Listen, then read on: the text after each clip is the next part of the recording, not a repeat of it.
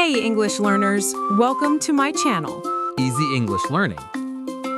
Hello everyone. Welcome back to Easy English Learning. I'm Lily. And I'm James, and today we are talking about something every single one of you does, every single day. But maybe you've never talked about it in English before. Exactly. Today's topic is my daily routine.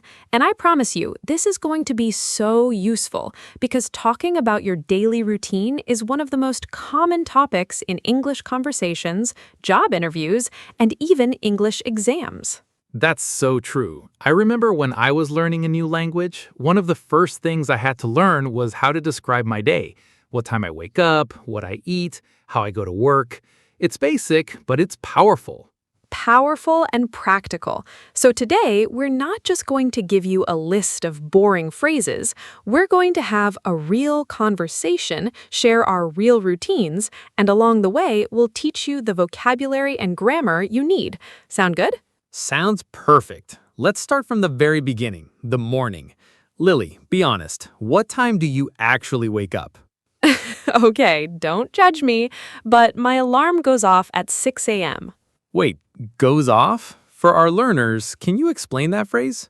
Good catch. The alarm goes off means the alarm starts ringing or making noise. So I say, my alarm goes off at 6, meaning that's when it starts beeping. Nice. And do you get up right away or do you hit snooze? Oh, James, you know me too well.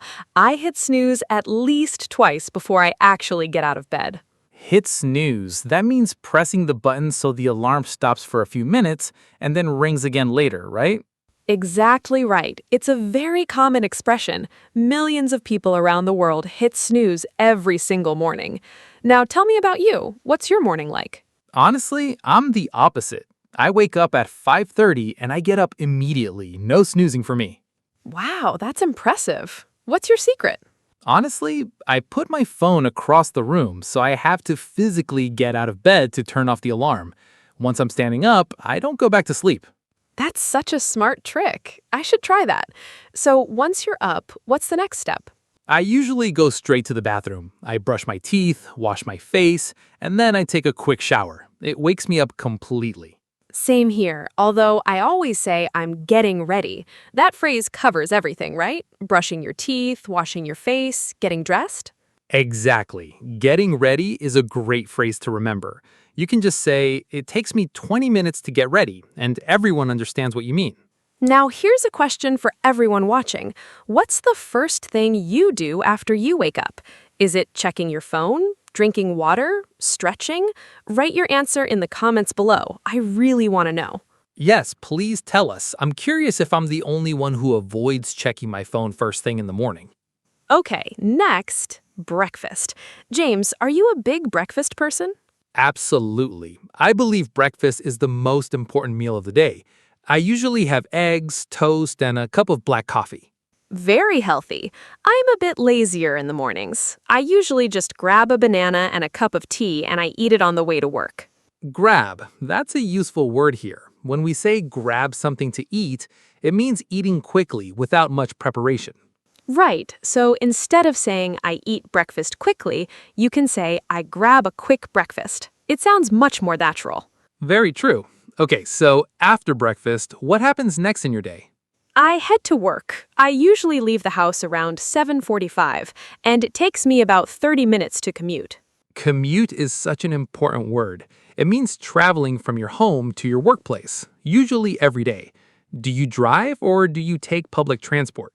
I take the bus, actually. It gives me time to listen to podcasts or plan my day. What about you?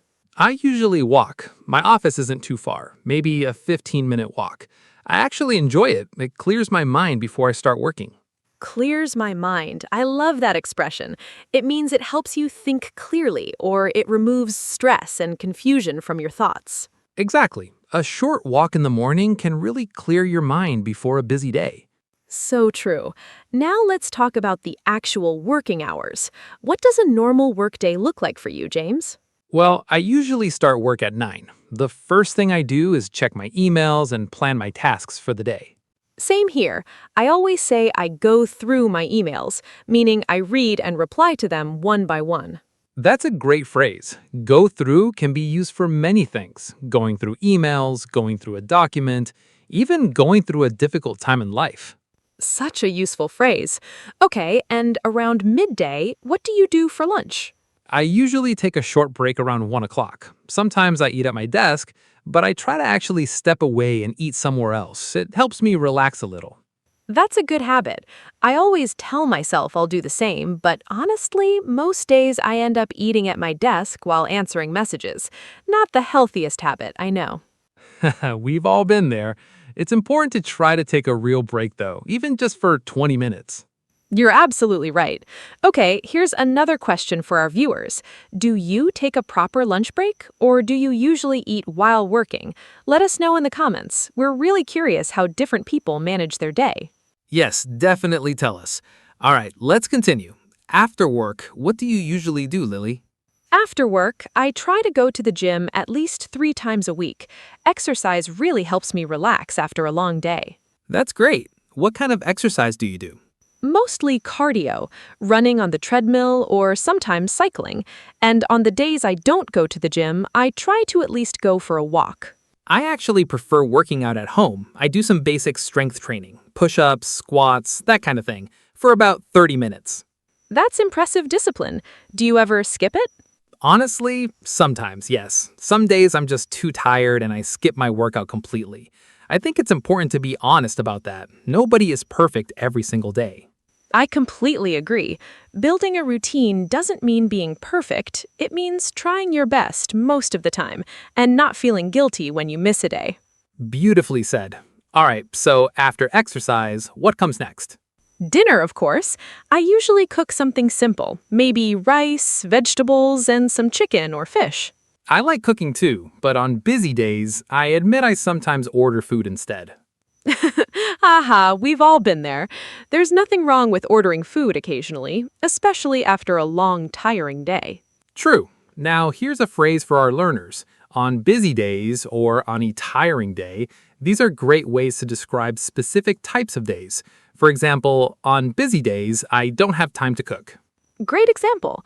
Okay, so after dinner, what does your evening look like? I usually spend some time relaxing, maybe watching a show, reading a book, or just talking with my family. I try to avoid using my phone too much in the evening. That's such a healthy habit. I try to do the same, although I'll admit I sometimes end up scrolling through social media for way too long. Scrolling through social media, such a modern phrase, but so many people can relate to it. It basically means moving through content on your phone, like Instagram or YouTube, without really planning to. Exactly, and before you know it, an hour has passed. Okay, let's talk about something really important. Bedtime. What time do you usually go to sleep? I try to be in bed by 10:30. I know that might sound early to some people, but I really believe good sleep is the foundation of a good routine. I completely agree, although I'm not always as disciplined. I usually go to bed around 11:30, sometimes later if I'm watching something interesting. Do you have any kind of nighttime routine, something you do before sleeping? Yes, actually. I always write down 3 things I'm grateful for before I sleep. It helps me end the day on a positive note. That's beautiful. And the day on a positive note. That means finishing your day feeling good, feeling positive, rather than stressed or negative. Exactly. It's a small habit, but it really changes how I feel the next morning. I love that. I have a simpler routine. I just read a few pages of a book. It helps me relax and fall asleep faster. Fall asleep, such an important phrase for this topic. We say fall asleep, not sleep, when we're talking about the moment you actually start sleeping. For example, I fell asleep at midnight. Great explanation. All right, now let's talk about something different. Weekends. Is your weekend routine different from your weekdays? Completely different. On weekdays, everything is planned and scheduled. But on weekends, I like to be a little more relaxed, sleeping in, having a slow breakfast, maybe meeting friends. Sleeping in, that means waking up later than usual, right? Exactly. Instead of saying, I wake up late on weekends, you can say, I like to sleep in on weekends. It sounds much more natural. I did the same thing, actually. I also try to use weekend for things I don't have time for during the week. Cleaning the house, meeting family, or just doing nothing at all. Doing nothing at all. Sometimes that's exactly what we need. Rest is just as important as being productive. Absolutely true. Okay, here's another question for our amazing audience. What does your weekend routine look like? Is it very different from your weekdays or pretty similar? Tell us in the comments. Yes, we really want to know. Now, let's talk about something a little deeper. Why do you think having a daily routine is actually important? That's a great question. For me, a routine gives structure to my day. Without it, I feel lost, and I waste a lot of time deciding what to do next. I agree completely. A good routine also helps build good habits. When you do something at the same time every day, it eventually becomes automatic. You don't even have to think about it. Exactly, like brushing your teeth. Nobody has to remind themselves to do it. It's already part of the routine. Right, and that's actually a great tip for learning English too. If you want to improve your English, try to build it into your daily routine. Maybe you listen to an English podcast every morning, or you write 3 new English sentences every night before bed. That's such an important point. Consistency is more powerful than intensity. Studying for 10 minutes every single day is often more effective than studying for 3 hours once a week. Absolutely true. So here's a small challenge for everyone watching. Try adding just one English habit to your daily routine this week. It could be watching one easy English learning video every day, or maybe writing a few sentences describing your day, just like we did today. I love that idea. And speaking of describing your day, let's actually review some of the key phrases we used today just to make sure everyone remembers them. Great idea. So we learned the alarm goes off, hit snooze, get ready, grab something to eat, commute, clears my mind, go through, on busy days, scrolling through social media, end the day on a positive note, fall asleep, and sleeping in. That's a lot of amazing natural vocabulary. Try using at least 3 of these phrases today when you talk about your own routine, even if it's just to yourself while practicing your speaking. Great advice. And remember, the best way to learn these phrases is not just to memorize them, but to actually use them. Try writing a short paragraph describing your typical day using the phrases we just reviewed. Exactly. And if you do write something, share it with us in the comments. We would genuinely love to read about your daily routine and see how you use these new phrases. Yes, please do. It really helps us see how much you're improving. And honestly, it makes our day to read your comments. It really does. Okay, before we finish today's episode, let's do a quick recap of our own daily routines, comparing mine and Lily side by side. Good idea. So I wake up at 6, hit snooze twice, grab a quick breakfast, commute by bus, work from 8 to 5, hit the gym a few times a week, cook a simple dinner, relax in the evening, and go to bed around 11:30. And I wake up at 5:30, get up immediately, have a proper breakfast, walk to work, work from 9 to 6, do strength training at home, cook or occasionally order dinner, read before bed, and I'm asleep by 10:30. 2 very different routines, but both work well for us. And that's really the point. There's no single correct routine. The best routine is the one that fits your life, your goals, and your personality. Beautifully said. So our final question for today. On a scale of 1 to 10, how happy are you with your current daily routine? And if you could change just one thing about your routine, what would it be? Let us know in the comments below. We read every single one. We really do. Your comments genuinely motivate us to keep making these videos. So please don't hesitate to share your thoughts, no matter how simple or small they seem. Absolutely. Now, before we say goodbye today, if you enjoyed today's episode and you're serious about improving your English, make sure to subscribe to Easy English Learning. We upload new episodes regularly, all designed to help you speak more naturally and confidently. Yes, and don't forget to hit that notification bell so you never miss a new episode. Every video we make is packed with real, natural English that you can actually use in your daily life. And speaking of upcoming episodes, next time we're going to talk about something a little different, talking about your weekend plans.